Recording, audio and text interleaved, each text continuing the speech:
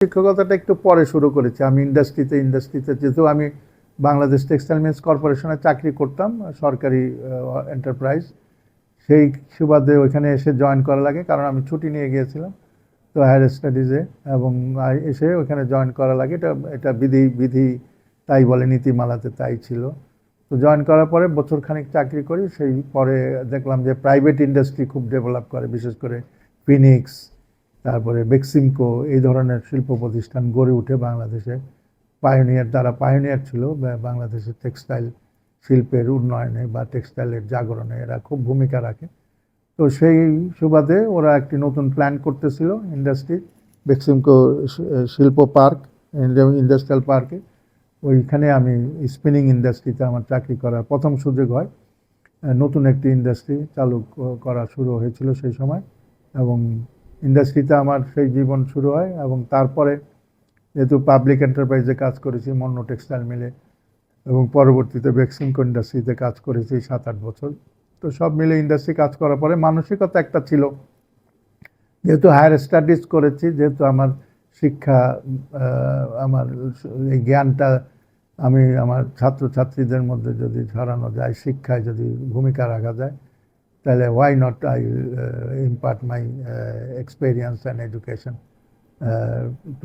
for the development of education sector, especially textile education sector in Bangladesh. So that's why Ahsanullah university তখন 1992 কি 1998 সালে মনে হয়, এই সময়ের দিকে, আমার ঠিক সালটা মনে নেই, তারা শুরু করে প্রাইভেট ইউনিভার্সিটি। তো এবং ওইখানে টেক্সটাইল ইঞ্জিনিয়ারিং ডিপার্টমেন্টটা চালু করে। ওটার নাম ছিল আসলে টেক্সটাইল ইঞ্জিনিয়ারিং ডিপার্টমেন্ট, কিন্তু কোর্সটার নাম ছিল বিএসসি ইন টেক্সটাইল টেকনোলজি। তো এইটাই আমরা ওইখানে আমি অ্যাসিস্ট্যান্ট প্রফেসর হিসাবে আমার শিক্ষকতার জীবন শুরু 2001 সালের কথা। তো এইভাবে ইন্ডাস্ট্রির পরে এডুকেশনে চলে আসি, এবং এই এডুকেশনের সাথেই আমি জড়িত আছি প্রায় 30 বছরের মতন হবে। আর বাকি 7-8 বছর তো ইন্ডাস্ট্রি এবং আদার্স ইনস্টিটিউটগুলিতে কাজ করেছি।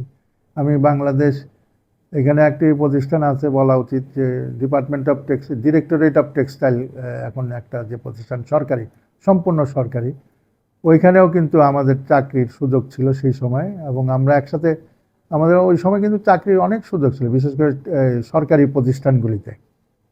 তখন প্রাইভেট তো অত ডেভেলপ করে নাই। তো সেই জন্য আমরা 3টা চাকরি পেয়েছিলাম। একটা হলো ministry of textile and jute, এই যে ডিপার্টমেন্ট অফ টেক্সটাইল, তারপরে হ্যান্ডলুম বোর্ড, এবং আরেকটা হলো টেক্সটাইল মিলস কর্পোরেশন। তখন আমি যেহেতু টেক্সটাইল মিলস কর্পোরেশনের যে মন্য টেক্সটাইল মিলে আমার যেখানে চাকরিতে নিয়োগ দেওয়া হয়েছে, ঢাকায় ছিল, আর বাকি 2টা ঢাকার বাইরে ছিল।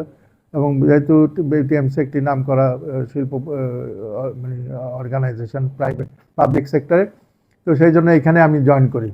তো এরপরেই তো এইভাবে শিক্ষকতা এবং আমার ইন্ডাস্ট্রি এবং বিভিন্ন অর্গানাইজেশনে চাকরি করার সুবাদে এখন এডুকেশনের সাথে আমার জীবন কাটাচ্ছি, এবং এডুকেশনের সাথে জড়িত আছি। টেক্সটাইলের এডুকেশন, রিসার্চ, এগুলির ডেভেলপমেন্টে, সেক্টরটাকে যাতে আরও ডেভেলপ করা যায়, হিউম্যান রিসোর্সটাকে আরও যদি মানসম্পন্ন করা যায়, সেই জন্য নিজের যতটুকু কন্ট্রিবিউট করা প্রয়োজন সেইভাবে কাজ করে যাচ্ছে।